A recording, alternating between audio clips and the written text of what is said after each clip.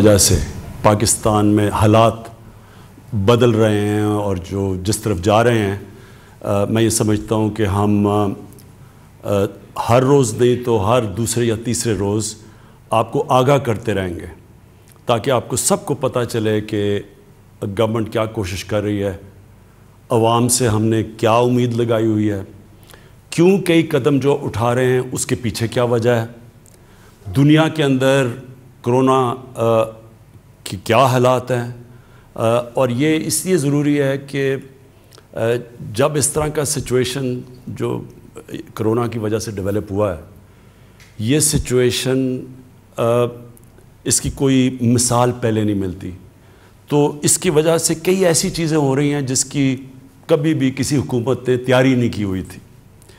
تو سب سے پہلے تو میں آپ سب کو مبارک دیتا ہوں، اپنی قوم کو مبارک دیتا ہوں کہ اور اللہ کا خاص طور پہ اللہ کا شکر ادا کرتا ہوں کہ جو ہم اس وقت کیلکولیٹ کر کے بیٹھے تھے، اور کیلکولیشن کون کرتا ہے؟ ہمارا جو national command and operation centre, جدھر سارے پاکستان کے ٹاپ ادارے جو بھی یہ کرونا کے ساتھ اور جو صحت کے شعبے کے ساتھ انوالوڈ ہیں اور ایڈمنسٹریشن کے، وہ ہر روز بیٹھ کے اپنے ڈاکٹرز کے ساتھ پورا ڈیٹا سارے پاکستان سے لے کے وہ اینالائز کرتے ہیں کہ کتنی بیماریاں ہوئیں، ہسپتال میں کتنا پریشر ہے، اور کرونا کی پروجیکشن کیا تھی اور آج کیا ہے۔ تو یہ ہر روز یہ مسلسل یہ انالیسز ہو رہا ہوتا ہے، جائزہ لیا جا رہا ہوتا ہے، اور اس کے مطابق جو میں آپ کو مبارک دینا چاہتا ہوں کہ اس کے مطابق آج نہیں 25 اپریل تک ہم اندازہ یہ تھا کہ 50,000 کرونا کے مریض ہوں گے پاکستان میں، اور آج جو ہم کیلکولیٹ کر رہے ہیں انشاءاللہ 12 سے 15,000 تک کرونا کے مریض ہوں گے۔ جو کیلکولیشن پہلے تھی 50,000 ہونے تھے، آج جو ہم سارے اسیس کر رہے ہیں جو جتنے بھی کرونا کے کیسز آ رہے ہیں، تو آج ہم سمجھتے ہیں کہ 12 اور 15,000 کے بیچ میں ہے۔ اس کا مطلب کیا ہے؟ اس کا مطلب یہ ہے کہ جو ہمارے ہسپتالوں کے اندر فیسلٹیز ہیں وہ اتنی ہیں کہ ان 12 سے 15,000 میں جن کو انٹینسو کیئر کی ضرورت ہے، جن کی طبیعت اتنی خراب ہو جائے گی کہ ان کو انٹینسو کیئر ہاسپٹل کی جو وہ فیسلٹیز چاہیے ہوں گی جو انٹینسو کیئر میں مثلا وینٹیلیٹر اور آکسیجن، تو اب تک ہمارے پاس جتنے مریض آ رہے ہیں اور جو ہمارے پاس فیسلٹیز ہیں، انشاءاللہ اس ریٹ کے اوپر ابھی اس مہینے ہمیں کوئی مسئلہ نہیں ہوگا، ہمارے پاس وہ فیسلٹیز ہیں ہمارے ہاسپٹلز میں۔ لیکن جو ہم آگے دیکھ رہے ہیں کرونا کے کیسز بڑھیں گے، آپ جس طرح ساری دنیا میں دیکھ رہے ہیں کیسز بڑھ رہے ہیں، کہ سلو ڈاؤن ہو بھی رہے ہیں پھر بھی بڑھ رہے ہیں کیسز، تو ہم یہ اندازہ لگا رہے ہیں کہ ہمیں جو مشکل پڑے گی وہ پڑے گی مئی کے 15 سے لے کے مئی کے 20 یا 25 تاریخ تک۔ ہم سمجھتے ہیں کہ ہمارے ہاسپٹلز کے اوپر پریشر زیادہ پڑے گا، جو پریشر 25 اپریل میں پڑنا تھا وہ اب چلا گیا آگے 15 اور 20 مئی تک، اور اس تک ہم پوری تیاری کر رہے ہیں۔ ہماری این ڈی اے میں دنیا سے ابھی بھی ہر روز کانٹیکٹ پہ ہیں، وینٹیلیٹرز کے اوپر جو بھی چیزیں ہمیں ضرورت ہے اس کے اوپر تیاری پوری کر رہے ہیں۔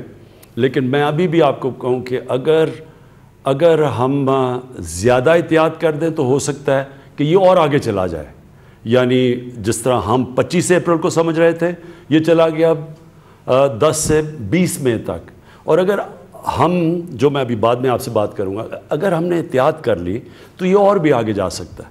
اور یہ اس لیے ہے کہ آج ہم اس خوش قسمت کنڈیشن میں اس لیے، اور خوش قسمت اس لیے میں کہہ رہا ہوں کہ آپ دنیا میں اور ملکوں کا حال دیکھیں اس وقت کہ کس طرح 1000 800 دن میں لوگ مر رہے ہیں وہاں، تو اس کے مقابلے میں یہ کہہ رہا ہوں کہ ان کا جب موازنہ کیا جائے تو ہمارے حالات بہت بہتر ہیں۔ تو اور میں یہ اس لیے بھی ہیں کہ جب 26 کرونا کے کیسز تھے پاکستان میں 13 مئی کے قریب، تو ہم نے تب لاک ڈاؤن کیا تھا پاکستان میں. ہاں 13 مارچ کو، تو ہمارا 26 فروری کو پہلا کیس آیا تھا، اور جب ہمارے 26 کیسز ہوئے تو 13 مارچ کو ہم نے اپنا لاک ڈاؤن شروع کیا تھا. اور اس لاک ڈاؤن کے بعد مختلف کئی صوبوں نے، سندھ نے زیادہ کیا لاک ڈاؤن، باقی صوبوں نے کم کیا. لیکن اللہ کا کرم یہ ہے کہ ہمارے جو بھی ہم نے قدم اٹھائے، ہم نے جب زائرین بھی آئے تو ان کو کوارنٹین کیا، ان سے پھیلا نہیں. تو اور اس سے پہلے ہم نے کوئی 8 لاکھ یعنی 13 مارچ تک 8 لاکھ لوگوں کو ہم ایئرپورٹ پہ اسکرین کر چکے تھے. تو اللہ کا شکر ہے. اور پھر چائنا سے بڑا پریشر تھا کہ ہمارے جو اسٹوڈنٹس تھے ووہان میں، جو شہر میں جدھر کرونا شروع ہوا، ان کو واپس بلایا جائے. ہم نے پریشر لیا، اور اللہ کا شکر ہے کہ ایک بھی کیس ہمیں چائنا سے پاکستان نہیں آیا. اب جدھر آج ہم کھڑے ہیں، ہم نے جس طرح آپ نے دیکھا کہ ہم نے آہستہ آہستہ فیصلہ کیا کہ ہم اب جو لاک ڈاؤن کی کنڈیشنز کم کرنے لگے ہیں، جس میں سب سے بڑا جو سیکٹر ہے کنسٹرکشن کا، ہم نے فیصلہ کیا کہ کنسٹرکشن کا سیکٹر ہم کھولنے لگے ہیں. تو وہ کیوں کھولنے لگے یہ میں پہلے بھی آپ سے بات کر چکا ہوں، لیکن میں یہ بات پھر سے دہراؤں گا کیونکہ آپ کو سمجھنا چاہیے کہ ہم یہ کیوں قدم اٹھا رہے ہیں. دیکھیں، ہمارے جیسے ملک پاکستان، ہندوستان، بنگلہ دیش، ساؤتھ افریقہ جیسے جگہ جدھر کچی بستیاں ہیں، جدھر غریبوں کی بستیاں ہیں، جدھر کچی آبادیاں ہیں، جدھر شینٹی ٹاؤنز جن کو کہتے ہیں، فلپینز ہے، یہ سارے ملکوں کے اندر جو کنڈیشنز ہیں، جو حالات ہیں، وہ مغرب سے مختلف ہیں. مثلا یورپ اور اگر امریکہ کا آپ دیکھیں تو ان سے ہمارے مختلف حالات ہیں. ہمارے کچی آبادیوں کے اندر، ہمارے غریبوں کے محلوں کے اندر لوگ جڑ کے رہتے ہیں. ایک ایک کمرے میں 6 سے 5 سے 8 لوگ بھی رہتے ہیں. اور وہاں کئی بدقسمتی سے پاکستان میں کچی آبادیوں میں یہ حالات ہیں کہ پانی نہیں ملتا اتنا. تو ہم جب ایک قوم فیصلہ کرتی ہے کہ ہم لاک ڈاؤن کریں گے، تو یہ ضرور سوچنا چاہیے کہ جب ہم لاک ڈاؤن کریں گے تو ہماری نظر میں ہونا چاہیے کہ یہ جو غریبوں کی آبادیوں میں لوگ رہتے ہیں، ان کے اوپر اس کے کیا اثرات آئیں گے. اور مجھے افسوس سے کہنا پڑتا ہے کہ پاکستان کے اندر، میں کیونکہ میری عمر تقریباً پاکستان جتنی ہے، میں ساری زندگی یہ دیکھتا رہا ہوں کہ ہم جو قانون بناتے ہیں، پالیسیز جو ہم بناتے ہیں، ہم صرف ایک چھوٹی سی ایلیٹ کلاس کا سوچتے ہیں. ہم اگر تعلیم کا بھی نظام پاکستان میں ہم نے، اور میں اس پریولیج کلاس سے ہوں جس کو بہترین تعلیم ملی، لیکن ہم نے کبھی یہ نہیں سوچا کہ عام لوگوں کے لیے جو تعلیم ہے، کیا وہ مقابلہ کر سکتے ہیں ہمارے جیسے لوگوں کا جن کو چھوٹے سے طبقے کو اچھی تعلیم انگلش میڈیم ملتی تھی. اسی طرح ہم نے آہستہ آہستہ گورنمنٹ کے ہسپتالوں کو تباہ ہوتے دیکھا. غریب لوگوں کے لیے گورنمنٹ ہاسپٹل اور امیروں کے لیے پرائیویٹ ہاسپٹلز، اور جو سپر رچ تھے ان کے لیے لنڈن کے اندر علاج کروانا. یہ ایک طبقاتی نظام پاکستان میں ڈیولپ ہوا. طاقتور اگر عدالت میں جاتا ہے، اس کے پاس بڑے بڑے وکیل ہوتے ہیں، وہ جو مرضی ڈاکے مارے وہ بچ جاتا ہے. جیلوں میں غریب بھرے ہوئے ہیں. یہ جو ہماری مائنڈ سیٹ ہے، جب ہم لاک ڈاؤن کرتے ہیں، ہمیں یہ اور سوچا نہیں. 18 امینڈمنٹ کے بعد صوبوں کے پاس اختیارات ہیں، وہ اپنے فیصلے کر سکتے ہیں. تو جس طرح فیصلے کیے گئے، میں اپنی طرف سے کہتا ہوں کہ میں پہلے دن سے کہہ رہا تھا کہ جب ہم فیصلے کرتے ہیں تو کیا ہم سوچ رہے ہیں کہ ہمارے جو غریب لوگ ہیں ان کا کیا بنے گا. اور جو ہم نے فیصلے کیے، اب مجھے جو سب سے زیادہ خطرہ یہ کرونا کا نہیں ہے اس وقت. میں ایز پرائم منسٹر پاکستان یہ کہتا ہوں کہ مجھے سب سے زیادہ خطرہ یہ ہے کہ لاک ڈاؤن کی وجہ سے جو ہمارا کمزور طبقہ ہے، غریب طبقہ ہے، اس کے کیا حالات ہیں. اور مجھے خطرہ ہے اس کا، کیونکہ میں سیدھی بات کرتا ہوں. آپ اگر امریکہ میں دیکھیں، انگلینڈ میں جدھر میں نے بہت ٹائم گزارا ہوا ہے، وہاں کا جو مزدور ہے وہ زیادہ تر تقریباً 100% رجسٹرڈ ہے. ہوگا 2-3% نا رجسٹرڈ، لیکن وہ رجسٹرڈ ہے. اور آج اگر امریکہ میں یا انگلینڈ میں دیکھ لیں، کینیڈا میں دیکھ لیں، وہ کیا کر رہے ہیں کہ جیسے جیسے وہ بے روزگار ہو رہے ہیں ان کو ڈائریکٹلی پیسے جا رہے ہیں، ان امپلائمنٹ بینیفٹس ہیں وہاں، ان کے بینکوں کے اندر پیسے جا رہے ہیں کیونکہ ان کے پاس لسٹ ہے ان کی مزدوروں کی. تو جو بھی مزدور اپلائی کرتا ہے کہ جی میں بے روزگار ہو گیا ہوں، وہ پھر گورنمنٹ اس کو پیسے دے رہی ہے، ان کے پاس ریکارڈ ہے. ہمارے 75 سے 80% جو مریض ہے وہ انفارمل سیکٹر میں ہے، اس کی ہمارے پاس کوئی ریکارڈ ہی نہیں ہے. تو جب یہ ہوتا ہے تو گورنمنٹ کیسے اس کی مدد کرے؟ ہمیں کیسے پتہ ہے کہ ہم ان کے کیسے مدد کریں؟ تو اس لیے ہمارے ملک میں یہ بڑا مشکل ہے جب ایک دہاڑی دار جا کے گھر بیٹھ جاتا ہے، روزگار جب ختم ہوتا ہے، اس کے بیوی بچے اس کی دہاڑی کے اوپر ڈپینڈ کر رہے ہیں کہ انہوں نے کھانا پینا ان کا بندوبست کرتا ہے. ہو سکتا ہے وہ 1 ہفتہ 2 ہفتے بیچارے اپنے ساری جو بھی بچایا ہوا ہے ان کو وہ خرچ کر دیں. تو آخر میں ان کے پاس کیا چوائس ہے؟ یا تو سوشل سیکیورٹی سسٹم ہی نہیں ہے. یہ جو مغرب ہے وہاں تو پورا ویلفیئر سٹیٹس ہیں، یورپ جو ہے ادھر تو سوشل سیکیورٹی ہے، یہاں تو وہ بھی نہیں ہے. اس لیے جب ہم فیصلہ کرتے ہیں ہمارے حالات مختلف ہیں، اور اس لیے ہمیں یہ جو کنسٹرکشن ہے یہ ہم فیصلہ اس لیے کھولنے کا کیا میں نے اور میرے کیبنٹ ہیں کیونکہ ہم یہ سمجھ رہے ہیں کہ ہم پہنچ ہی نہیں سکتے اتنے زیادہ یہ جو ان رجسٹرڈ مزدور ہیں، ہم ان کے پاس نہیں پہنچ سکتے. ہم نے احساس پروگرام کیا، یہ پاکستان کی تاریخ کا سب سے بڑا پروگرام ہے. 12,000 روپے جو ہم 1,20,00,000 خاندانوں کو پہنچا رہے ہیں، یہ کبھی ہوا ہی نہیں ہے پاکستان میں اتنا بڑا پروگرام، اور وہ بھی میرٹ کے اوپر، یعنی کسی قسم کی سیاسی مداخلت نہیں ہے اس میں.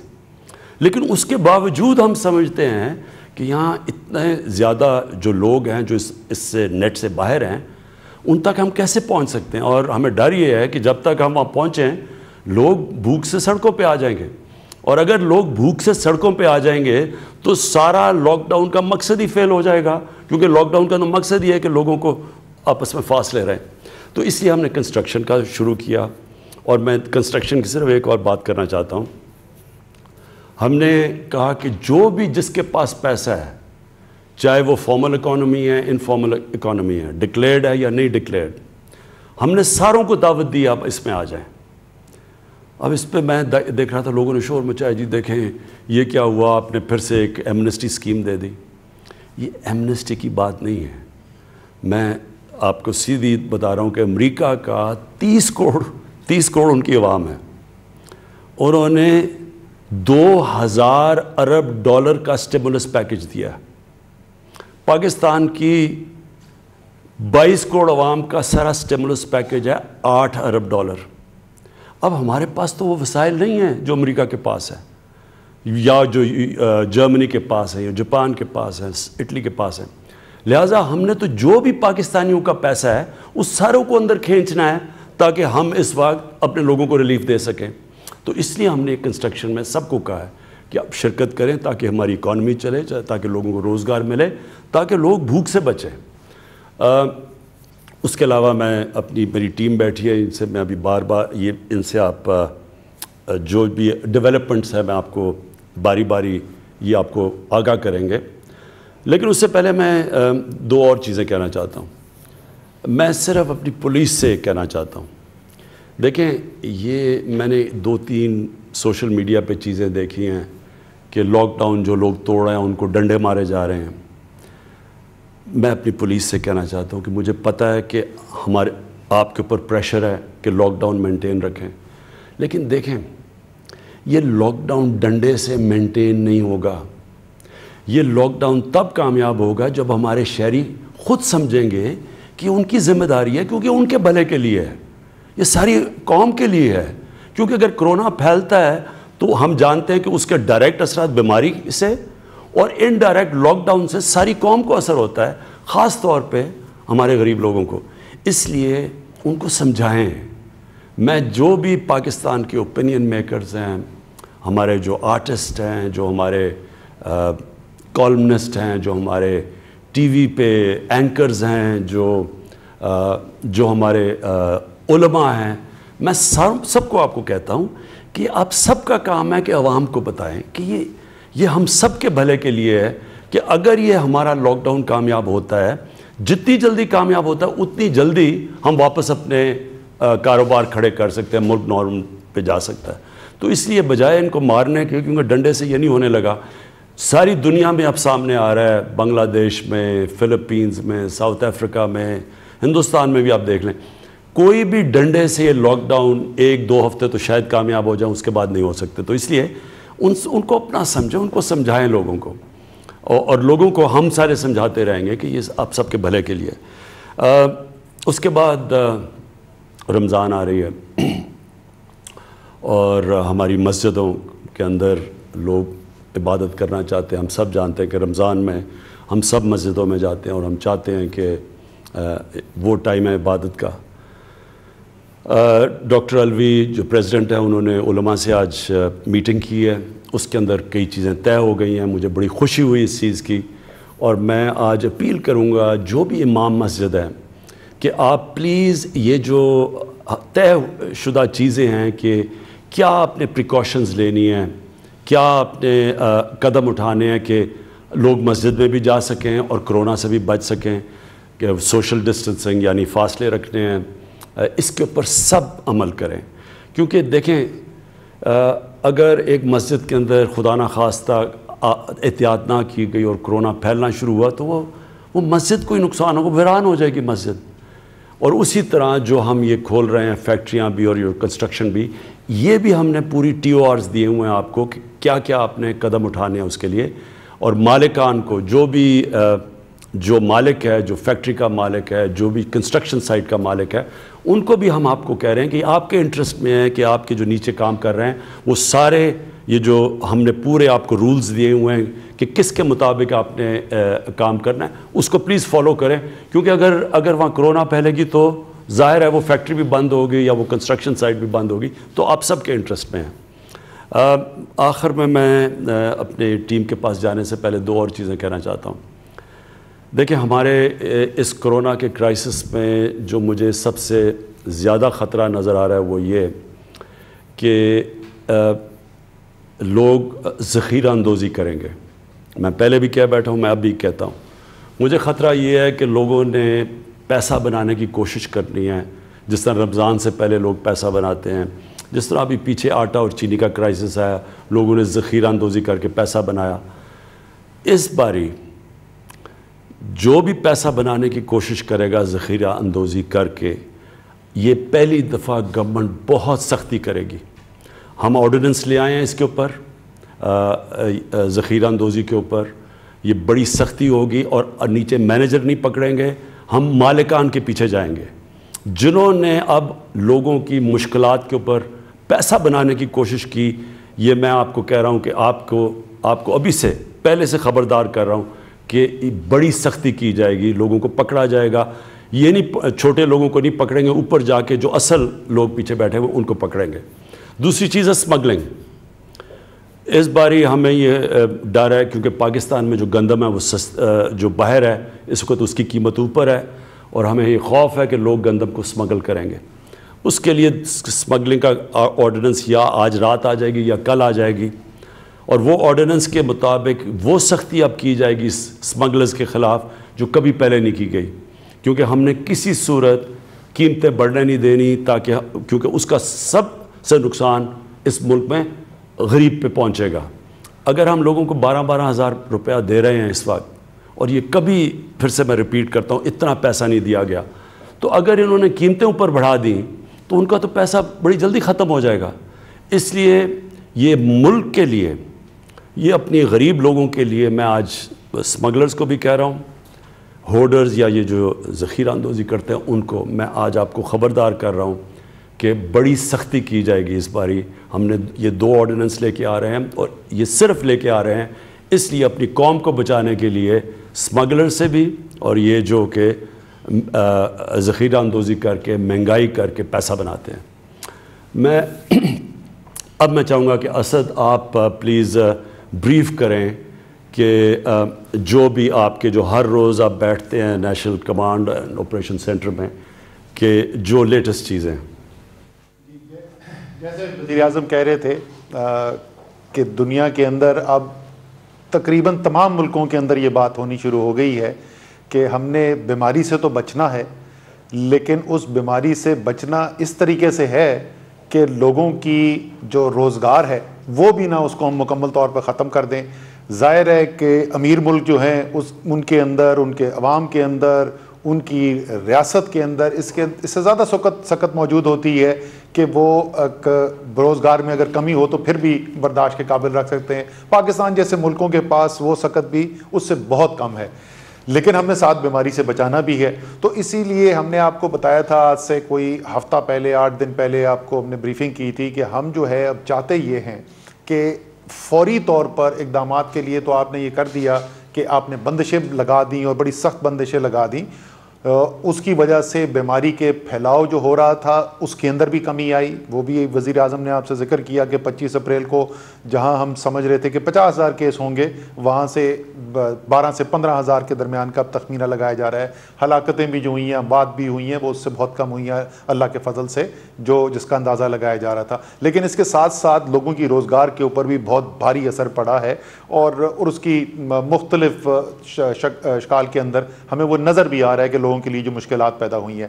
تو ہم نے ان مشکلات کو آسان تو کرنا ہے، لیکن اس طریقے سے کرنا ہے تاکہ بیماری کا پھیلاؤ بھی بہت زیادہ نہ بڑھے، اور ایسا نہ ہو کہ خدا نخواستہ ہمارا صحت کا نظام جو ہے اس کے اوپر اتنا بوجھ آئے کہ وہ برداشت نہ کر سکیں۔ تو اس کے لیے جو پالیسی ہم بنانا چاہتے ہیں، میں سادہ الفاظ میں آپ کو اگر سمجھانے کی کوشش کروں کہ یہ سب بندشیں کیوں لگائی جاتی ہیں، کیوں لوگوں کو کہا جاتا ہے کہ جی کسی کو گھر سے بھی نہ نکلنے دیں۔ اگر میں بالکل ہی اس کی ایک منطقی انجام تک لے جاؤں، اگر سارے ملک کے لوگ ایک کمرے کے اندر بند ہو جائیں، الگ الگ ایک کمرے میں ایک شخص ہو، 2 ہفتے کے لیے وہ بیٹھے رہیں، تو ہمیں پتہ ہے کہ 15 دن کے بعد بیماری ختم ہو جائے گی، لیکن شاید ہزاروں لاکھوں لوگ جو ہیں وہ بھوک سے اس کے بعد مر چکے ہوں، تو یہ ممکن نہیں ہے۔ تو کوشش یہ کی جا رہی ہے کہ ایسا نظام لایا جائے کہ ایک عام آدمی تو اپنے گھر سے باہر نکل سکے اور وہ اپنے روزگار کا انتظام کر سکے، خاص طور پہ جو غریب ہے، جو متوسط طبقہ ہے۔ اتنی اس وقت لوگوں کو تو احساس ہے، لیکن کچھ لوگوں کی میں باتیں سنتا ہوں تو لگتا ہے مجھے ان کو احساس نہیں ہے۔ یہ بات اب غریب سے آگے چلی گئی ہے، متوسط طبقہ، سفید پوش جو ہے وہ بہت بوجھ محسوس کر رہا ہے، اور اس کی زندگی کے اندر یہ جو آمدنی اس کی ختم ہوئی ہے، روزگار ختم ہوئی ہے، اس سے بہت بڑی مشکلات پیدا ہو رہی ہیں۔ تو ہم جو ہے موقع دیں کہ یہ لوگ جو ہیں زیادہ سے زیادہ لوگ، خاص طور پہ ان ایریاز کے اندر جو ایکسپرٹس بیٹھے، انہوں نے کہا کہ اس کے اندر اتنا خطرہ نہیں ہے، ہم نے ریلیکسیشن کر دی۔ تو اس کے ساتھ ساتھ ہم اگر ایسا ایک نظام لے آئیں کہ جہاں ہم اس شخص تک پہنچ سکیں، ہمیں پتہ چل سکے کہ کس کو یہ بیماری لگ چکی ہے، تو اس کے لیے پہلا کام آپ نے کیا کرنا ہے، آپ نے ٹیسٹ کرنے کی صلاحیت بڑھانی ہے۔ اور مجھے بڑی خوشی ہے بتاتے ہوئے، یہ بھی میں نے آپ کو آج سے کوئی ہفتہ 10 دن پہلے بتایا تھا کہ جب ہم نے شروع کیا تو 15 مارچ کو پاکستان میں 473 ٹیسٹ ہوئے تھے، اور ہم نے یہ کہا کہ ہم اپریل کے آخر میں 25,000 تک پہنچنا چاہتے ہیں۔ جس وقت ہم نے یہ اعلان کیا تھا اس وقت تقریباً 2,500 ٹیسٹ ہو رہے تھے، یہ ایک ہفتہ پہلے کی بات ہے۔ پچھلے 3 دن کے اندر ہم پہلے 5,800 پہ پہنچے، پھر 6,200 پہ پہنچے، اور کل 6,400 سے زیادہ ٹیسٹ کیے گئے۔ یعنی اس عرصے کے اندر، صرف 1 ماہ کے عرصے کے اندر ہم نے تقریباً 15 گنا، 14 سے 15 گنا اضافہ کر لیا ہے اپنی ٹیسٹنگ کیپیسٹی کے لیے۔ اس میں لیبارٹریز جو ہیں جہاں پہ جو ٹیسٹ ہوتے ہیں ان کے اندر تقریباً 3 گنا اضافہ ہو گیا ہے۔ PCR مشینز جو ہوتی ہیں ان کے اندر اضافہ کیا گیا ہے۔ وہ جو ایکوپمنٹ، جو سپلائز یوز ہوتی ہیں اس کے لیے، ٹیسٹنگ کٹس جو ہوتی ہیں، اس میں تو بہت زیادہ اضافہ کیا گیا ہے۔ ہمارے پاس لاکھوں کٹس اویلیبل ہو گئی ہیں۔ جو مین پاور ہے اس کی بھی تعداد بڑھائی جا رہی ہے۔ تو ایک تو ہماری یہ صلاحیت جو ہے کہ جس کو بیماری لگی ہے اس کو ہم اس کی تشخیص کر سکیں، وہ بڑھتی چلی جا رہی ہے۔ دوسرا، وہ جس کو بیماری لگی ہے، وہ کس کے ساتھ اٹھتا بیٹھتا ہے، اس کی کس سے ملاقات ہوئی، وہ کچھ انتظامی طور پر، کچھ ٹیکنالوجی کو استعمال کرتے ہوئے ہم ایک نظام بنا رہے ہیں کہ ہم ان تک بھی پہنچ سکے تاکہ ان کا بھی ٹیسٹ ہو سکے۔ اگر ان میں سے کسی کو بیماری اس بیمار شخص سے لگ چکی ہے تو ہم اس تک بھی پہنچ سکیں۔ اور آخری اس کا حصہ یہ ہوگا کہ پھر ان کو کس طریقے سے ان کو زیادہ تر ہم یہ سرکاری نظام کے اندر ویسے بھی صلاحیت نہیں ہے، اور مغرب کا اس وقت تجربہ بھی یہ رہا ہے کہ یہ جو کوارنٹیننگ سینٹرز بنائے گئے ہیں، اگر زیادہ ہم اس کے اوپر انحصار کریں گے تو ایک رائے یہ بھی ہے کہ اس سے بیماری پھیلی ہے. تو یہ گھروں کے اندر اپنے ہی ہمارے سماجی جو نیٹ ورکس ہیں اسی کو ہم نے استعمال کرتے ہوئے کرنا ہے. ان تمام چیزوں کے لیے ایک ہم نے پائلٹ ٹیسٹ کیا تھا، تمام صوبے اس کے اندر شامل تھے، مختلف ڈسٹرکٹس ان کے شامل تھے. ٹیسٹ ریزلٹس آ گئے، آج ان کی نیشنل کمانڈ سینٹر کے اندر پریزنٹیشن ہوئی ٹیسٹ ریزلٹس کی. ہم نے تمام عمومی طور پہ چیف سیکرٹریز تو ہوتے ہی ہیں، روزانہ کی بنیاد پر ہوتے ہیں، لیکن آج ہم نے خصوصی طور پہ جو صحت کے منسٹرز ہیں، ہیلتھ منسٹرز ہیں تمام صوبوں کو، ان کو بھی بلایا ہوا تھا اور ان کے ساتھ بھی رائے کی. تو اتفاق رائے یہ ہوا ہے کہ ہم نے اسی نظام کو اب آگے لے کے چلنا ہے، اس کی صلاحیت کو اور بڑھانا ہے، اور ایک ایسی صورتحال پیدا کرنی ہے کہ لوگ جو ہیں وہ اپنے روزگار کے لیے بھی نکل سکیں خصوصی احتیاطی تدابیر کے ساتھ. اب ہم وہاں پر آج واپس نہیں جا سکتے جیسے آج سے 2 ماہ پہلے ہم زندگی گزارتے تھے یا جس طریقے سے ہم کاروبار کرتے تھے. احتیاطی تدابیر اپنانی ہوں گی، لیکن ان کو اپناتے ہوئے زیادہ سے زیادہ لوگ جو ہیں وہ مرحلہ وار ہم ان کو روزگار کے موقع دے سکیں، اور ساتھ ساتھ یہ صحت کا نظام جو ہے اسی کے ساتھ جو صحت کی فیسلٹیز ہیں، سہولیات ہیں، اس میں بھی اضافہ کیا جا رہا ہے. جو ہاسپٹل بیڈز ہیں ان میں اضافہ کیا گیا ہے، جو وینٹیلیٹرز ہیں اس کے اندر بھی اضافہ کیا گیا ہے. لیکن اتنا اضافہ کرنے میں ہم کامیاب نہیں ہوئے جتنی ہماری خواہش تھی. اور وہ آج کل تو سب آپ دیکھتے ہوں گے، اس وقت BBC اور CNN اور عالمی میڈیا بھی دیکھتے ہیں. یہ صورتحال جو ہے یہ دنیا کے امیر ترین ملکوں کے اندر بھی ہے، چاہے وہ آپ برطانیہ دیکھ لیں، آپ اٹلی دیکھ لیں، اسپین دیکھ لیں، امریکہ دیکھ لیں، ہر جگہ سے آپ کو یہ سننے کو ملے گا کہ یہ جو میڈیکل کا اکوپمنٹ ہے جتنا چاہیے وہ تمام، کیونکہ دنیا مانگ رہی ہے، تو وہاں تک تو ہم پہنچنے میں کامیاب نہیں ہو پائے ہیں. جستجو جاری ہے جتنا ہم چاہتے تھے، لیکن پہلے سے صلاحیت بڑھانے کے اندر ہم کامیاب ہوئے ہیں. آخری چیز جس کو میں دوبارہ سے ایک دفعہ دہرانا چاہتا ہوں، پہلے بھی ذکر کیا ہے لیکن وہ کیونکہ بازگشت ختم نہیں ہوتی، کہ دیکھیں جو فیصلے ہو رہے ہیں وہ تمام فیصلے پاکستان میں آج تک کبھی کوئی ایسی ایمرجنسی نہیں آئی ہے جس میں اتنے مربوط طریقے سے فیصلے کیے جائیں. نیشنل کمیٹی NCC جو ہے جس کو وزیر اعظم خود چیئر کرتے ہیں، اس کے اندر تمام وہ صوبائی وزراء اعلیٰ ہیں، ان کے اندر آزاد جموں کشمیر کے وزیر اعظم ہیں. میں بار بار دہراتا ہوں 4 مختلف سیاسی پارٹیوں سے تعلق رکھتے ہیں، یہ وہاں بیٹھ کے فیصلے ہوتے ہیں. 1 ماہ کے اندر 9 مرتبہ ملاقات ہوئی ہے اس ٹیم کی. یہ صرف نہیں کاغذ پہ بنا دیا، 9 دفعہ وزیر اعظم نے چیئر کی ہے میٹنگ، اور وہیں پر اتفاق رائے سے فیصلے کیے جاتے ہیں. اور ان کی امپلیمنٹیشن اور ان فیصلوں کے لیے جو پروپوزلز ہیں، سجیشنز جو آنی ہیں، وہ national command and operation centre جو ہے جو روزانہ ملاقات کرتا ہے، تمام صوبے اس کے اندر بیٹھے ہوتے ہیں. اب پچھلی دفعہ کا 14 اپریل کا وہ میرے لیے تھوڑا سا باعث تکلیف بھی تھا، اور مجھے یقین ہے کہ اور بہت سارے پاکستانی جو پاکستانیت رکھتے ہیں ان کے لیے بھی شاید تشویش ہوگی، کہ ہم نے ایک دن 13 تاریخ کو میٹنگ ہوئی NCC کی. وہاں پر ایک وزیر اعلیٰ جو ہیں انہوں نے کہا کہ جی ہمیں یہ مزید معلومات کی ضرورت ہے اس سے پہلے کہ ہم ایک کسی فیصلے پہ پہنچ چکے ہیں. وزیر اعظم نے کہا کہ جی بالکل ٹھیک ہے، ہم دوبارہ کل میٹنگ کر لیں گے. فیصلہ ہوا اگلے دن صبح کو national command and operation centre میں وزرائے اعلیٰ اور آزاد کشمیر کے وزیر اعظم بھی بیٹھیں گے. ہماری ان کے ساتھ پوری تفصیلی بات ہوئی. دوبارہ کو 14 تاریخ کی دوپہر کو دوبارہ فیصلہ ہوتا ہے، اتفاق رائے سے فیصلہ ہوتا ہے. یہاں پہ بھی کمرے میں کچھ لوگ موجود ہیں جو اس میٹنگ کے اندر تھے. میں نے بتایا جی صبح کو ہمارا کیا اتفاق رائے ہوا ہے. ایک ایک کر کے تمام وزرائے اعلیٰ اور آزاد جموں کشمیر کے وزیر اعظم نے کہا کہ جی بالکل یہ ابھی جو اسد عمر نے کہا ہے وزیر اعظم صاحب، یہی ہمارا اتفاق رائے ہوا. ہم وہاں سے اٹھتے ہیں، ہم باہر نکلتے ہیں، اور آدھا گھنٹہ بھی نہیں لگتا تو ہمیں ایسے لگتا ہے کہ ہم نے کوئی ایسا فیصلہ کر دیا جو سب کی مرضی کے خلاف تھا. اس سے ملک کو اب فائدہ نہیں ہو رہا ہے. اور میرا ذاتی طور پہ یہ ماننا ہے کہ اس سے کسی کی سیاست کا بھی فائدہ نہیں ہو رہا ہے، کیونکہ اس صورتحال کے اندر قوم آپ کو اور ہم سب کو متحد دیکھنا چاہتی ہے. لیکن میں کم سے کم آپ کو یہ بتا سکتا ہوں، اور میں اس پہ میں تعریف بھی کرنا چاہتا ہوں کہ یہ تمام سیاسی پارٹیوں کے لوگ جو بیٹھتے ہیں فیصلہ کرنے کے لیے، فیصلہ سازی جو ہے وہ بڑے منظم طریقے سے ہو رہی ہے، وہ باہمی مشاورت سے ہو رہی ہے. شام کو ٹی وی کے اوپر سیاست ہوتی ہے، نہیں ہونی چاہیے، ہوتی ہے، لیکن قوم کو میں کم سے کم یہ تسلی دینا چاہتا ہوں کہ فیصلے جو ہیں وہ سیاست سے نہیں ہو رہے. فیصلے جو ہیں وہ عوام کی فلاح کو سامنے رکھتے ہوئے ہو رہے ہیں.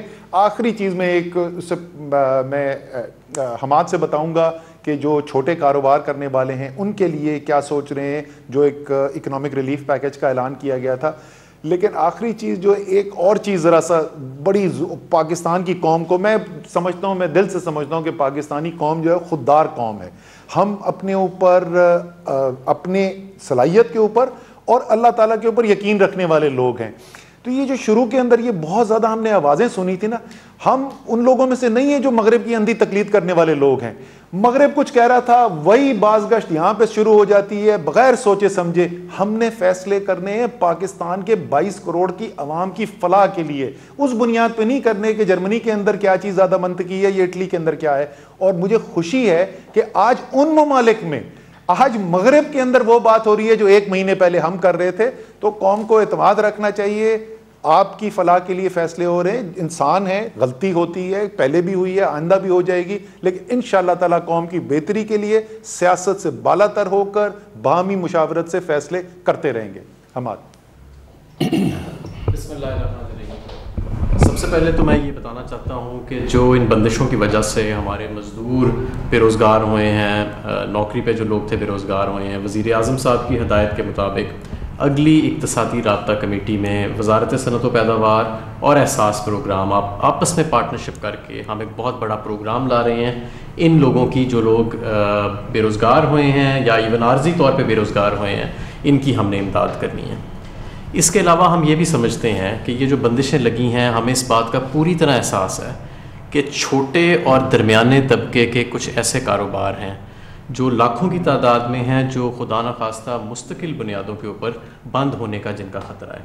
لیکن میں آپ کو یہ یقین دلانا چاہتا ہوں کہ حکومت اور وزیر اعظم صاحب آپ کو اس پورے پروسیس کے اندر, ان بندشوں کے اندر بھی اکیلا نہیں چھوڑیں گے. اور اگلے 2 ہفتوں کے اندر ہم ایک اسکیم لانے والے ہیں جو بجلی کے بلوں پر منحصر ہوئے گی, اور ہم انشاءاللہ تعالیٰ کوشش کریں گے, وفاقی حکومت کوشش کرے گی کہ جب یہ کاروبار چلیں تو پہلے کچھ عرصہ ان کو بجلی کے بلوں کے اندر امداد دی جائے. اور انشاءاللہ تعالیٰ یہ ہمارا جو پیکج ہے یہ اپنی آخری سٹیجز میں ہے. ہم ڈیٹا کو سٹڈی کر رہے ہیں کہ کون سے سطح کا کاروبار کتنی بجلی جو ہے اس کی کھپت رہی ہے پچھلے 12 مہینے میں, پچھلے 6 مہینے میں, اور اس ساری چیز کو سٹڈی کر کے انشاءاللہ تعالیٰ اگلے 2 ہفتے کے اندر ایک بہترین پروگرام چھوٹے کاروباروں کے لیے, چھوٹے دکانداروں کے لیے آپ کے سامنے لایا جائے گا. تیسرا, ہم یہ بھی سمجھتے ہیں کہ جب آپ کے سب کاروبار چھوٹے اور درمیانے طبقے کے شروع ہوئیں گے تو بہت سارے کاروباروں کو مالی امداد کے بغیر, شاید سہارے کے بغیر, وہ ہمیشہ کے لیے مفلوج ہو جائیں. اور ہم اس کے اوپر بھی کام کر رہے ہیں, اور انشاءاللہ تعالیٰ اگلے ماہ ہم یہ پروگرام بھی آپ کے سامنے لے کے آئیں گے جس میں حکومت کی طرف سے پوری ہم کوشش کریں گے کہ آپ کو ایک قرضہ حسنہ یا اس طرح کی کوئی اسکیم جو ہے آپ کے لیے اناؤنس کی جائے. یہ جتنے پروگرام میں آپ کو بتا رہا ہوں, اس کا فائدہ براہ راست صرف ان کاروباروں کو نہیں جائے گا جو دستاویزی معیشت کا حصہ ہیں, بلکہ جو ہم نے اپنے لیے چیلنج رکھا ہے وہ یہی رکھا ہے کہ جو لاکھوں کروڑوں روزگار جن کا منسلک ہے لوگوں کا, جو دستاویزی معیشت کا حصہ نہیں ہیں, ہم ان تک بھی اپنی جو ریچ ہے اس کو آگے پہنچائیں. اور اس کے علاوہ میں آپ سے یہ بھی کہنا چاہوں گا کہ رمضان آنے والا ہے. وزیر اعظم صاحب کی ہدایت تھی کہ روزمرہ کی اور ضروری اشیاء جو ہیں ان کے اوپر کسی قسم کی بندش نہیں ہونی چاہیے. یوٹیلیٹی سٹورز کارپوریشن جو ہے اس کے اوپر 10 گنا زیادہ سٹاکس کا, 10 گنا زیادہ سامان کا پچھلے رمضان کی بنسبت ہم نے اس مرتبہ بندوبست کیا ہے. تقریباً 3.5 ارب 3 سے 3.5 ارب روپے کی سیل ہوئی تھی پچھلے رمضان میں. اس مرتبہ ہم بندوبست کر رہے ہیں 30 ارب روپے کے سامان کا, تاکہ جو بنیادی ضروریات ہیں پوری قوم کی وہ پوری ہو سکیں. آخر میں دوبارہ کہ صرف ہم جو ہے بات نہیں کریں گے, ان عملی اسکیموں کے ذریعے مزدور جو بے روزگار ہوئے ہیں, جو دستاویزی معیشت کا حصہ نہیں, چھوٹے اور درمیانے کے کاروبار, ان کے لیے اسکیمز لانے کا موقع آ گیا. شکریہ حماد. اچھا, میں اسد نے آپ نے ایک بات کہی, میں اپنی قوم کے سامنے بات آگے رکھنا چاہتا ہوں. دیکھیں, سیاست تو ہر ملک میں چلتی ہے, اپوزیشن ہے, گورنمنٹ ہے, لیکن کئی دفعہ جب ایک ملک کے اوپر ایک نیشنل کرائسس آتا ہے جس میں سب متاثر ہوتے ہیں, یعنی یہ صرف کوئی تحریک انصاف کے لوگ ہی متاثر نہیں, یہ ساری جماعتوں کے انسان متاثر ہیں, اور سب سے زیادہ جن کو اس کا امپیکٹ پڑ رہا ہے, جن کے حالات برے ہیں, وہ سارا ہمارا نچلا طبقہ ہے. اس لیے میں ریکویسٹ کروں گا سب سے کہ یہ اس کے اوپر سیاست جو 2-3 ہفتے سے ہو رہی ہے, اس کو بند کریں. میں دیکھ رہا ہوں کہ ایک ایسا طبقہ ایسے لگتا ہے کہ جیسے وہ چاہتے ہیں کہ یہاں زیادہ افیکٹ ہو کرونا کا, اور ان کو مایوس ہیں کہ زیادہ اس وقت ابھی کرونا سے لوگ نہیں مرے, تاکہ وہ اپنی سیاست چمکائیں, گورنمنٹ کو کچھ کہیں. دیکھیں آپ دنیا میں باہر دیکھیں, اتنی ان کے کئی ملکوں کے لیڈرز نے غلطیاں کی ہیں کہ ان کی آپ سٹیٹمنٹس دیکھ لیں, انہوں نے کچھ سمجھ رہے تھے, ہوا کچھ, اور اس کے نتیجے میں اس وقت ان کو میڈیا ان کو چیزیں ریمائنڈ کروا رہا ہے کہ پہلے آپ نے یہ کیا, آپ یہ کیا. ہم نے تو پہلے دن سے جو بھی چیزیں کی وہ آج اللہ کا کرم ہے ٹھیک نکل رہی ہیں. اس کے باوجود زبردستی ایک سیاسی رنگ دیا جا رہا ہے. میں ایک خاص طور پہ چیز کہنا چاہتا ہوں کہ میں 2 دن کل ایک پڑھا کہ جی کراچی کے اندر زیادہ کوئی لاشیں آنی شروع ہو گئی ہیں جن کو رجسٹر نہیں ہوا کہ کرونا کی وجہ سے. میں ابھی ڈاکٹر فیصل کو کہوں گا کہ اس کے اوپر بات کریں, لیکن دیکھیں اس سے آپ اپنے معاشرے میں افراتفری پھیلا رہے ہیں. کیا اس کو کوئی خبر کو صحیح طرح دیکھا آپ نے, کیا یہ ٹھیک تھی؟ کیا اس سے زیادہ خوف پھیلے گا معاشرے میں؟ خوف کی وجہ سے لوگ اور وہ حرکتیں کریں جس سے مزید اور نقصان ہو سکتا ہے. یعنی یہ بڑی غیر ذمہ دارانہ حرکت ہے کہ آپ نے ویریفائی کیے بغیر کہا جی کرونا کی وجہ سے لوگ مرے اور ان کا پتہ ہی نہیں, اور گورنمنٹ چھپا رہی ہے. مطلب اس کا یہ ہے کہ گورنمنٹ یہ اصل کتنے لوگ مرے ہم چھپا رہے ہیں. وہ کون سی بیوقوف گورنمنٹ ہوگی کہ جو کرونا کے کیسز چھپائے؟ یہ تو اپنا ہی نقصان کرنا ہے. اگر آج ہم چھپا رہے ہیں, ابھی اسد نے آپ کو ڈیٹیلز بتائی کہ ہم تو کوشش کر رہے ہیں کہ ہم ٹارگیٹڈ کریں, اور وہ ٹارگیٹ تب ہوگا جب ہمارے پاس ڈیٹا صحیح آئے گا. اگر ہمیں ڈیٹا ہی نہیں صحیح مل رہا تو ہم کیسے پتہ چلے گا کہ ہم نے کون سے قدم اٹھانے ہیں, کدھر لاک ڈاؤن کرنا ہے؟ یہ تو ہمارے انٹرسٹ میں ہے کہ ہمیں پوری انفارمیشن ملے. تو گورنمنٹ کو چھپانے, کیا ہم اگر آج چھپا لیں گے تو کیا کیسز رک جائیں گے؟ کیا ایک دم لوگوں کے سامنے جب اتنے زیادہ لوگ کرونا سے مریں گے تو وہ کیسے پھر کیا کرے گی گورنمنٹ؟ تو میری ریکویسٹ یہ ہے کہ ان دنوں کے اندر ہمارے پاس national command and operation centre ہے جو ہر روز ڈیٹا کو اینالائز کر رہا ہے. 4 صوبوں اور آزاد کشمیر اور گلگت بلتستان کی کوآرڈینیشن سے ہم یہ سارا کر رہے ہیں. اگر کسی کو کچھ شک و شبہ ہے, یہاں پورا ایک سینٹر بنا ہوا, اسے چیک کر لیں. ہمیں چھپانے کی کیا ضرورت ہے؟ اور میں دوسری چیز یہ ریکویسٹ کروں گا کہ جب ہم کوآرڈینیشن سے سب کچھ کرتے ہیں تو یہ کیا ضرورت ہے کہ ایک طرف سارے مان جاتے ہیں کہ ہاں جی ٹھیک ہے, کنسنسس سے فیصلہ ہو جاتا ہے, اس کے بعد ان کی جماعت کے کوئی لیڈر کوئی اور سٹیٹمنٹ دے دیتے ہیں. تو میں صرف یہ کہہ رہا ہوں کہ آج کرونا کا یہ کرائسس بہت برا ہو سکتا ہے, ہو سکتا تھا ابھی تک. اللہ کا خاص کرم ہے, اور آپ کو قوم کو مبارک ہو کہ آپ نے مشکل وقت گزارا, اور جس طرح بھی ہم نے یہ لاک ڈاؤن کیا, اللہ کا شکر ہے کہ اتنی تیزی سے نہیں پھیلا. لیکن اگر یہ آگے پھیلتا بھی ہے تو آپ سب کو, یہ ساری قوم کو نقصان ہوگا. اس لیے میری ریکویسٹ یہ ہے کہ اس میں قوم مل کے چلے. یہ کرائسس ہے, اس میں پالیٹکس نہ کھیلیں اسے. میں اب ریکویسٹ کروں گا ڈاکٹر فیصل, آپ پلیز یہ جو اب تک کرونا کا ایگزیکٹ سچویشن ہے, کیونکہ ڈاکٹر فیصل کی ٹیم سارا ڈیٹا پاکستان سے لے کے ہر روز اس کو اینالائز کرتی ہے. شکریہ جی. میں کچھ دیر میں آپ کو کچھ اندازہ یا انسائٹ دینے کی کوشش کروں گا کہ یہ جو فیصلہ سازی کا عمل ہے اس کو انفلوئنس کرنے کے لیے اور اس کو بتانے کے لیے تاکہ ایک بہتر فیصلہ ہو سکے, جو سائنسی عمل ہے, جو میڈیکل عمل ہے, اس کا کیا طریقہ کار ہم اڈاپٹ کرتے ہیں. سب سے پہلے تو ہم گلوبل انفارمیشن اور جو ڈیٹا آ رہا ہے اس پہ روزانہ کی نظر رکھتے ہیں. جو گلوبل پریکٹسز ہیں, کیا ایکشن کیا گیا, کیا نہیں کیا گیا, اس کے کیا اثرات ہیں, حتی الوسع جس حد تک اس میں سے کوئی نتیجہ اخذ کیا جا سکتا ہے اس کو دیکھا جاتا ہے. پھر ہم پاکستان کے جو اعداد و شمار ہیں ہر روز کے بیسس پہ تمام صوبوں سے جو آ رہے ہیں اس میں نئی انفیکشنز کے اعداد و شمار، اس میں اموات کے اعداد و شمار، وہ تمام لوگ جو آئی سی یوز یا وینٹیلیٹرز یا انتہائی نگہداشت یونٹس میں پڑے ہوئے ہیں ان کے اعداد و شمار کو دیکھا جاتا ہے۔ ان ساری چیزوں کو مد نظر رکھتے ہوئے ایک انتہائی سنجیدہ اور سائنسی طریقے سے اس کو اینالائز کرتے ہیں۔ ہم اس کو ایپیڈیمیولوجی جو بیماریوں کے اعداد و شمار اور اس کے پھیلاؤ کے جو سائنس ہے اس کی مدد سے اور ڈیٹا سائنس کی مدد سے کچھ پروجیکشنز بھی بناتے ہیں۔ ایک تو یہ وہ ہو گیا جو روزانہ کا عمل ہے، اور ایک آئندہ آنے والے دنوں میں ہم کیا ایکسپیکٹ کر سکتے ہیں۔ جیسے خان صاحب نے فرمایا، ہماری جو شروع کی پروجیکشنز تھیں اس میں ہمیں یہ خطرہ ہوا کہ ممکن ہے تقریباً 25 اپریل تک یہ فگرز کافی زیادہ ہوں جیسے انہوں نے بتایا، لیکن ہمیں خوشی ہے کہ جو بھی ایفیکٹس کیے گئے، جو بھی بندشیں لگائی گئیں یا دیگر جو بھی اثرات تھے، اس کی وجہ سے آج ہم اتنی مشکل میں نہیں ہیں جتنے ہو سکتے تھے۔ آگے کی پروجیکشنز ہم نے پھر کر رکھی ہیں، اور جیسے انہوں نے بتایا کہ تقریباً 25 اپریل تک ہم سمجھتے ہیں کہ یہ کیسز بڑھ سکتے ہیں، اور آئندہ آنے والے دنوں میں جو فردر پروجیکشنز ہیں ان کے اوپر بھی ہماری کچھ نظر ہے۔ اور سب سے اہم بات یہ ہے کہ ہم جس کو ہائی لائٹ کرنا چاہتے ہیں کہ ہم کسی صورت بھی وہاں نہیں ہونا چاہتے جہاں ہمارے ہیلتھ سسٹم کے اوپر ایسا بوجھ اور اثر پڑے کہ خدا نخواستہ ہم اس کے نیچے دبنا شروع ہو جائے۔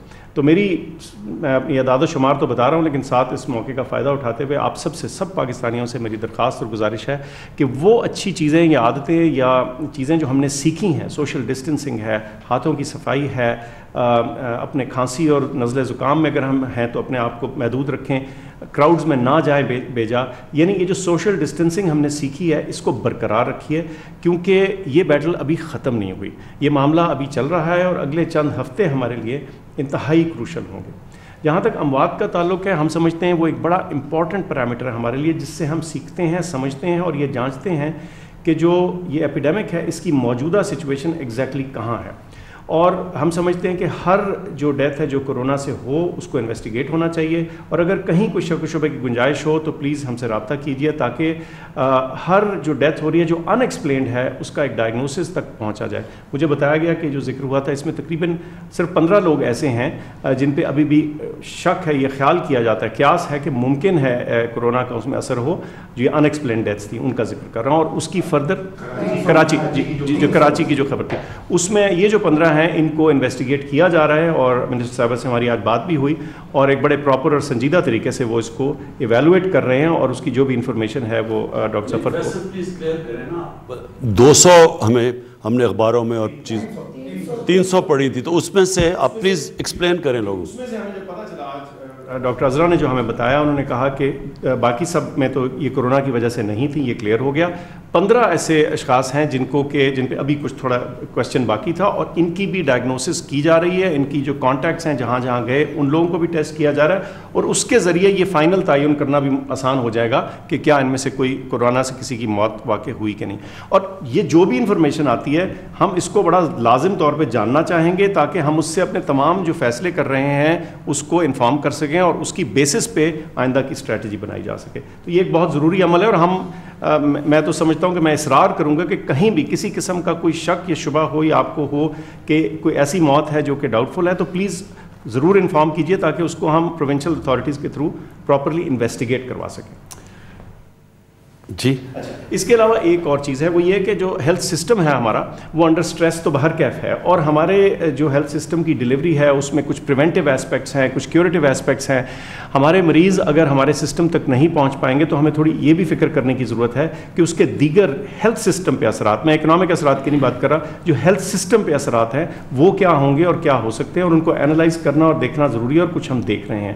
مثال کے طور پہ پولیو کی 2 عدد کیمپین سے مجھے بتایا گیا جو کہ نہیں ہو سکی اس دوران، اس کے کیا اثرات ہوتے ہیں ہمیں اس کو دیکھنا بھی ہے اور اس کو کاؤنٹر کرنے کے طریقے بھی سوچنے، اور ہو سکتا ہے اس کی بھی کچھ ہیلتھ امپلیکیشنز اور اثرات ہوں جو آئندہ آنے والے دنوں میں سامنے ہوں۔ تو ہم نے اس مکمل پکچر کو دیکھ کے آگے چلنا، اور یہ بہت ضروری چیز ہے کہ ایک بیلنسڈ، ہولسٹک اور جسے کہتے ہیں نا ویل راؤنڈڈ ویو کے ساتھ ہم آگے چلیں۔ میں بس اتنا کہنا چاہوں گا کہ جتنی بھی ہم پولیٹیکل لیڈرشپ کو ایڈوائس دیتے ہیں وہ کمپلیٹلی سائنٹیفک اور ایپیڈیمیولوجک اور ڈیٹا ڈریون بیسس کے اوپر ہوتی ہے، اور یہ انالیسس ہر روز، بلکہ میں کہوں گا دن میں کئی دفعہ، ایک سے زیادہ دفعہ ہوتا ہے، اس پہ بحث مباحثہ ہر شیڈ آف اوپینین، ہر مکتب فکر اور سوچ، سائنس کے اندر بھی آپ کو پتہ ہے مکتب فکر اور سوچ ہوتے ہیں، وہ لیے جاتے ہیں تاکہ ہم ایک سمجھدار فیصلہ یا ایڈوائس دے سکیں جس کے بیسس پہ جو پولیٹیکل لیڈرشپ ہے وہ اپنا فیصلہ کرتی ہے. شکریہ. جی فیصل شکریہ. دیکھیں ایک چیز ڈاکٹر فیصل نے کی وہ میں پھر ریپیٹ کرتا ہوں. جیسے ہی کرونا کا جب کرائسس شروع ہوا تو جب لاک ڈاؤن شروع ہوئے تو ایک دم سارے ملک کی توجہ باقی سب چیز سے ہٹ کے تو کرونا کے اوپر آ گئی. اب اس میں معاشی حالات کے اوپر تو ہم بات کر چکے ہیں کہ کیا عام لوگوں کے اوپر کیا اثر آتا ہے، لیکن جو ڈاکٹر فیصل نے کہا کہ جو لوگوں کی جو ہمیں لوگوں کی صحت کا دھیان رکھنا چاہیے تھا، مثلا پولیو ہے. اب پاکستان واحد دنیا میں 2 ملک رہ گئے یا میرے خیال میں دو ملک رہ گئے جدھر پولیو ہے. یہ بڑی اس کی خطرناک اس لیے ہے کہ یہ پھیلتی، یہ بھی ایک جس طرح یہ اتنی تیز تو نہیں پھیلتی جتنی یہ کرونا پھیلتی ہے، لیکن یہ بھی پھیل سکتی ہے. تو اس کے اوپر ایک پوری کوشش ہو رہی ہے پاکستان میں. اب کیونکہ کرونا آیا تو 2 ہم نے جو کیمپینز کرنی تھی وہ بیچ میں رہ گئی، اور اس کے بڑے اثرات ہیں. کیونکہ اگر پاکستان میں خدا نہ خواستہ پولیو پھیلتا ہے تو ہمارے جو لوگ باہر کام کرنے جاتے ہیں ان کے اوپر اثر آتا ہے. اس کا دنیا ہمیں روک سکتی ہے باہر جانے سے. اور دوسری چیز بچوں کی امیونالوجی ہوتی ہے کہ ٹیکے لگتے ہیں، حفاظتی ٹیکے وغیرہ، یہ ساری کیمپینز متاثر ہوئی ہیں لاک ڈاؤن کی وجہ سے. تو لہٰذا یہ جو ہم آپ لاک ڈاؤن یعنی ایک طرف لاک ڈاؤن بھی رکھ رہے ہیں لیکن کئی چیزیں کھول رہے ہیں، اس میں یہ بھی ہم دیکھ رہے ہیں کہ جو باقی لوگ اور بیماریاں ہیں ان کو اس کا بھی دیکھیں کہ ایک کرونا سے بچاتے بچاتے اور لوگ باقی بیماریوں سے نہ مریں. اب میں چاہوں گا کہ معید ہمیں بات کریں جو اوورسیز پاکستانی ہیں. میں اس سے پہلے معید سے پہلے میں یہ کہنا چاہتا ہوں کہ ہمیں بہت احساس ہے ایک دم جیسی لاک ڈاؤن ہوا، جس طرح اور چیزیں متاثر ہوئی، سب سے بڑا امپیکٹ اوورسیز پاکستانیز پہ پڑا. اس میں جو پیسے والے باہر پاکستانی کو چھٹی بنانے گئے تھے یا جن کے پاس وسائل ہیں ان کو بھی بڑی مشکلوں کا سامنا کرنا پڑ رہا ہے. لیکن جو اصل متاثر ہوئے میری نظر میں وہ ہمارے وہ محنت کش بیچارے جو مزدور، جو ڈرائیورز، جو دبئی میں، جو سعودی عربیہ میں، جو ساری کئی باہر پھنس گئے، ان کے اوپر ابھی طورخم سے ہم نے ابھی لوگوں کو افغانستان سے ہمارے ڈرائیورز کو ابھی میرے خیال میں کل ہی کیا، ان کو واپس آئے آج. تو یہ بھی سب متاثر ہو گئے. اب میں صرف جو باہر پاکستانی دیکھ رہے ہیں میں صرف آپ کو یہ کہنا چاہتا ہوں کہ یہ اپنے ذہن سے نکال دیں کہ ہم بھول گئے آپ کو یا ہم نے آپ کی فکر نہیں کی. مسئلہ کیا ہے کہ ایک دم جتنی پاکستان میں کرونا شروع میں آئی وہ ساری باہر سے آئی. اب ہوا کیا کہ ہمارے پاس اتنی فیسلٹیز نہیں تھیں کہ اگر باہر سے زیادہ لوگ آتے تو ان کو ہم سکرین کرتے اور ان کو پھر جانے دیتے لوگوں کے اندر. کیونکہ ہمیں ایک تجربہ ہو چکا تھا تو سارے صوبوں نے بھی ایک دم ریئیکٹ کیا. انہوں نے کہا ابھی ہمارے پاس تیاری نہیں ہے کہ باہر سے جو مریض جو ہمارے باہر سے پاکستانی آئیں گے ان کو ہم سکرین کر سکیں. اس کی وجہ سے ہم نے ڈیلے کیا. تو میں یہ کہنا چاہتا ہوں کہ یہ نہیں کہ یہاں بے حسی تھی، مسئلہ ہمارا یہ تھا کہ ہمارے پاس تیاری نہیں تھی. اب آپ کو معید بتائیں گے کہ جو مزید ہم تیاری کر بیٹھے ہیں. جی بہت شکریہ جان صاحب. پہلے تو آپ کی بات بڑھاتے ہوئے میں دوبارہ سے شکریہ ادا کرنا چاہتا ہوں ہمارے جتنے اوورسیز پاکستانی ہیں جنہوں نے واپس آنا ہے، ابھی تک نہیں آ سکے. ہم دن رات یہی تیاری کر رہے تھے کہ ہمارے ایئرپورٹس پہ اور ان شہروں میں ٹیسٹنگ کی کیپیسٹی بڑھ جائے اور کرنٹینہ کی کیپیسٹی اتنی بڑھ جائے کہ جب آپ آئیں تو آپ کو محفوظ طریقے سے ہم پاکستان واپس لا سکیں. پچھلی دفعہ جب وزیر اعظم صاحب کی بریفنگ ہوئی تھی تو میں نے اس میں ذکر کیا تھا کہ لگ بھگ 2000 پاکستانی ہم ہر ہفتے لا سک رہے ہیں. اس ہفتے سے کل سے ہم 6000 پاکستانی ہر ہفتے واپس لا سکیں گے محفوظ طریقے سے. 3 گنا انکریز ہم نے ایک ہفتے کے اندر کر لیا ہے اور اس کے بعد انشاءاللہ اس سے اگلے ہفتے لگ بھگ 7-7,500 پہ ہم پہنچنا چاہتے ہیں. میں آپ کو یہ بھی بتا دوں کہ یہ تمام فیصلے جس طرح باقی چیزیں اسد عمر صاحب نے کہا صوبوں کی مشاورت سے ہو رہے ہیں. ایک شہر کا ہم پورا جائزہ لے کے انالیسس کر کے یہ فیصلے کر رہے ہیں کہ محفوظ طریقے سے کس ایئرپورٹ پر کتنے پاکستانی آ سکیں گے. دوسری بات یہ کہ دنیا کے کچھ ایسے ممالک اور خطے تھے جہاں ہم ابھی تک نہیں پہنچ سکے، PIA کی رسائی وہاں تک نہیں تھی۔ امریکہ کی میں آپ کو مثال دے دیتا ہوں، آسٹریلیا میں جہاں بہت سے پاکستانی ہیں، وہ عمومی بات تو یہ ہوتی ہے کہ وہ امیر پاکستانی ہیں، لیکن ایسا نہیں ہے، وہاں بھی ہمارے بہت سے ایسے لوگ ہیں جن کے ویزے ایکسپائر ہو گئے، اسٹوڈنٹ تھے جن کے پاس وہاں رہنے کی جگہ نہیں ہے۔ تو اس ہفتے سے ہم نے یہ اہتمام بھی کیا ہے کہ اس دفعہ ہم آسٹریلیا سے اور ملیشیا سے اپنے پاکستانی لا رہے ہیں، اور ہم اب کچھ تعداد میں کمرشل ایئر لائنز کو بھی اجازت دیں گے اس ہفتے سے کہ وہ پاکستانی جہاں بھی ہیں، جس طرح عام طور پہ جہاز کی آپ ٹکٹ لے کے آتے ہیں، وہ خود سے وہ ٹکٹ لے کے آ سکیں۔ تو اس ہفتے سے وہ بھی بندوبست ہو جائے گا کہ کوئی ایسا ملک نہیں ہوگا جہاں سے لوگ نہ آ سکیں اپنی ٹکٹ لے کے۔ اس کے بعد میں آپ کو یہ بتا دوں، پچھلی دفعہ ہم نے یہ بات کی تھی کہ اس پہ سوالات بہت سے ہیں کہ آپ کس طرح لوگوں کو لا رہے ہیں، منطق کیا ہے، کب لائیں گے۔ تو ہم نے ایک پوری ویب سائٹ تشکیل دی ہے، اور کل سے covid.com.gov.pk جو ہماری ministry of health website چلاتی ہے، اس پہ آپ کو ایک پوری انفارمیشن ملے گی کہ کون سے جہاز آ چکے، کہاں سے پیسنجرز آئے ہیں، کہاں سے آنا ہے، کیا گائیڈ لائنز ہیں کرنٹینہ کی تیاری، وہ تمام شفاف طریقے سے آپ کو اس ویب سائٹ پہ مل جائیں گی۔ تمام سوالات کے آپ کے جوابات بھی اس پہ ہوں گے، کیونکہ ہم یہ بتانا چاہتے ہیں ہر ایک کو کہ کوئی کنفیوژن نہ رہے کہ کس طرح ہم اس پروسیس کو آگے چلا رہے ہیں۔ ایک بات میں اور واضح کر دوں جی، اس پہ بہت بات ہوئی کہ باہر سے لوگ آ رہے ہیں تو خدا نخواستہ یہ پھیل ہی نہ جائے دوبارہ سے سارا کرونا۔ تو ہم نے پورا ڈیٹا اینالائز کیا ہے، جو ہمارے پاس لگ بھگ 2000 پیسنجر آئے تھے پہلے ہفتے میں جب ہم نے یہ ٹیسٹ کیا، آج سے ایک ہفتہ پہلے، تو ان میں سے صرف لگ بھگ 40 لوگ 2000 میں سے پازیٹیو آئے، اور ان کو بھی مکمل طور پر ٹریٹ جیسے کرتے ہیں ہمارے اتھارٹیز، ہیلتھ اتھارٹیز، انہوں نے کیا۔ تو یہ بات کہ باہر سے لوگ آ رہے ہیں، وہ شروعات میں ایسا ہوا ہے کہ جب لوگ باہر سے آئے تو تھا، لیکن دیکھیے اب وہاں بھی معاملات تبدیل ہو گئے، وہاں بھی لاک ڈاؤنز ہیں، احتیاطی تدابیر ہیں۔ تو کوئی ایسا ڈیٹا نہیں ہے جس سے ہم یہ کہیں کہ ہم دوبارہ جو اوورسیز پاکستانیز ہیں ان کو نہ آنے دیں اور بند کر دیں۔ یہ بالکل محفوظ طریقے سے ہو رہا ہے، اور اسی لیے یہ نمبر جو ہے آہستہ آہستہ ہم نے بڑھایا۔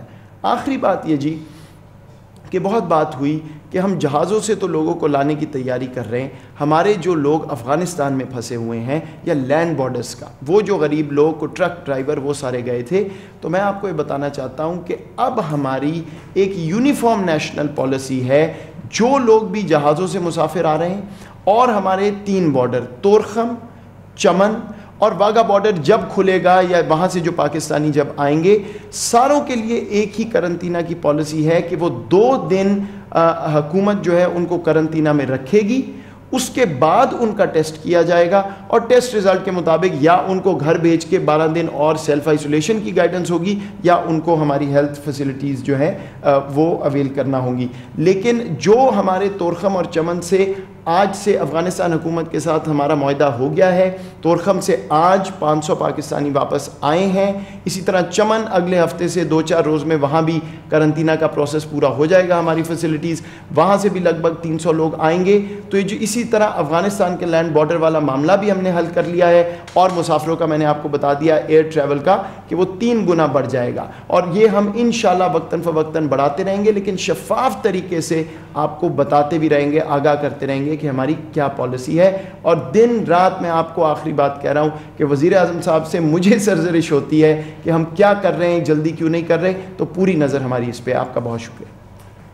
اچھا جی، آخر میں کہ ہم یہ کرونا کے خلاف جنگ کیسے جیتیں گے اور جیت کیا ہوگی وہ؟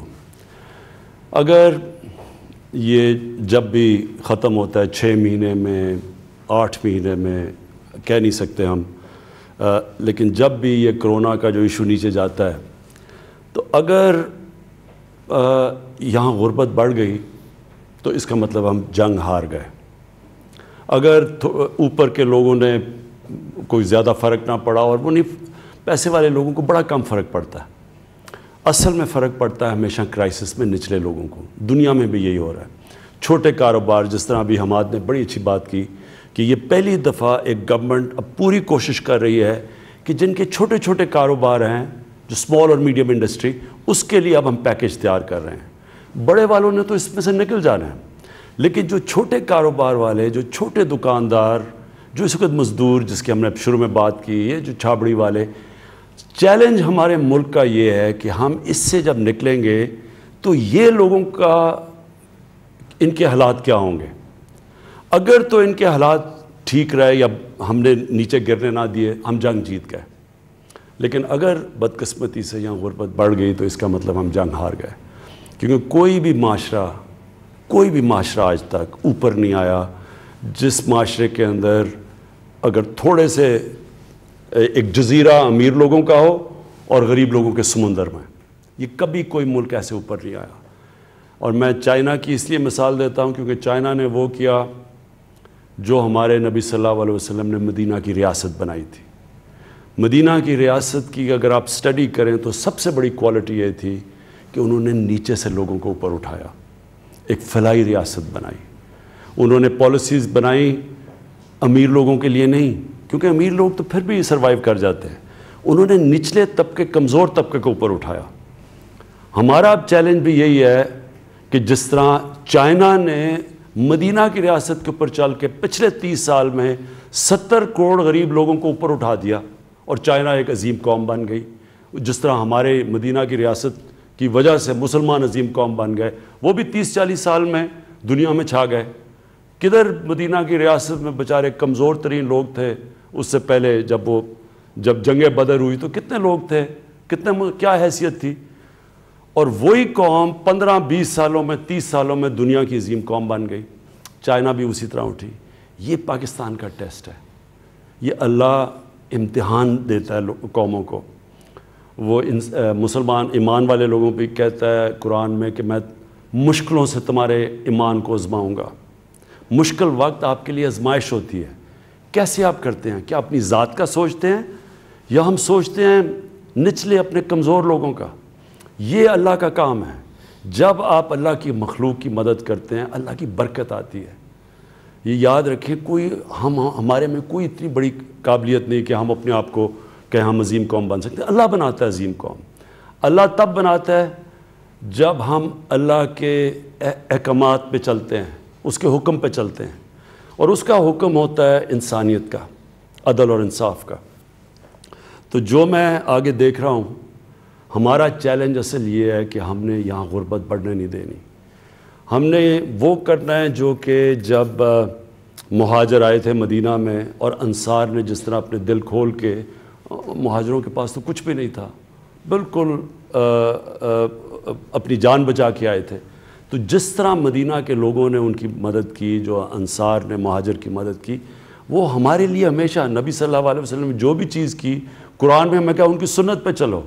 تو یہ تھی ان کی سنت. انہوں نے ہمارے لیے یہ مثال سیٹ کی کہ مشکل وقت میں جب آپ مدد کرتے ہیں، اور وہی مدینہ کی ریاست دنیا کی عظیم قوم بن گئی، وہی کھڑے ہو گئے. ہمارے لیے بھی اب ٹیسٹ ہے.